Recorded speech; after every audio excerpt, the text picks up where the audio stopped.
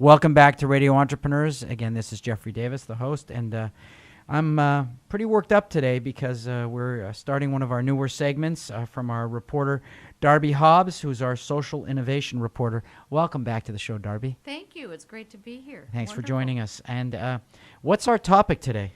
So social innovation and the connecting point to entrepreneurs in terms of building a sustainable living model for investors as well as intermediaries in the financial markets.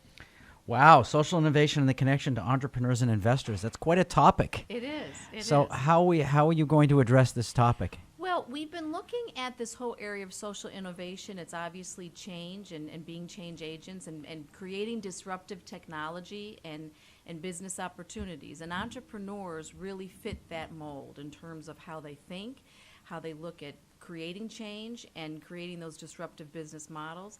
And so in looking at that, we're defining how do we create a sustainable living model for investors to understand what makes them decide decisions on investments as well as just their daily choices. It's almost like a culmination of the heart and mind coming together. And when you think about making decisions in your daily choices around sustainability, you need money to do that. Right. Without money, you can't create your Well, life. as I said to a client yesterday, cash is oxygen, and without oxygen, you can't breathe. That's right. So it's almost like we've coined it around, it's the investing genome. So when you look at like 23andMe, that's kind of taken genetic testing into sort of the mainstream, it's how do you take your DNA and what makes you tick into your investment choices. And it's really being played out in this social innovation platform. Right. Yeah. How do I take my DNA and turn it into social innovation? Right. Do you have a practical example for those people who are listening on the radio or YouTube on our channel and sort of scratching their head and saying, what is she talking about? What is she talking about? Well, it's really understanding what makes you tick as a human being. Mm-hmm. Your mind, your spirit, your thought process, your heart, what you're passionate about, right. And then taking that into investment philosophy. You know, when you look at the investment process today, it's a very sterile approach.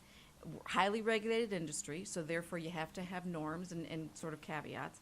But it also is very cookie cutter. You don't tend to negotiate. Think about when you go purchase anything, right? If there's a sale or there's a way to negotiate or barter, you don't get to do that in financial services. You're given choices, and it's fairly narrow choices in terms of what you can kind of banter about in terms of it as an investor with your intermediary.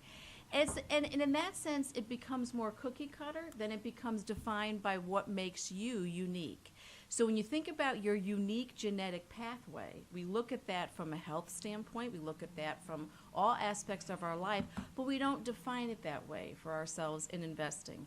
And what we have noticed, and this is current research that we're doing and we're going to be continuing in the marketplace over the next 6 months, is that really when you look at social innovation and the platform for development of new ideas, the thought process behind that is really being spawned by the entrepreneurial spirit and looking at innovation of products and services or changing the supply chain or looking at ways to innovate in existing more mature markets. It's really coming from that entrepreneurial spirit.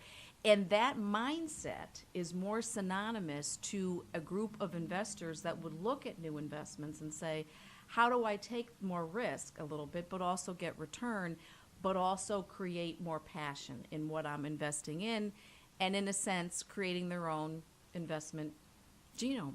And that's sort of a key tag that we're defining at this point in our study. Oh. Do you have any practical examples of someone who's really done this at all? Or no, this is actually, we're moving into space that has not been looked at. There's been a fair amount of studies that look at how do you re-engage trust, happiness, how do you define happiness, right? That's like thousands of books are written on that. But taking it down this channel of connecting the heart and mind in terms of investment choices and looking at defining the investment genome or the DNA of what makes an individual tick, as well as their advisor, has not been looked at. So this is new turf, and we're very excited about it. Wow, it's exciting. Any other elements to this that we need to know about? No, and think as we continue with our study, we'll be able to come back and report more. And then the connectedness to social innovation platforms. What are entrepreneurs doing in this space to really change the mindset and get at defining this sustainable living model Right. that looks at our DNA?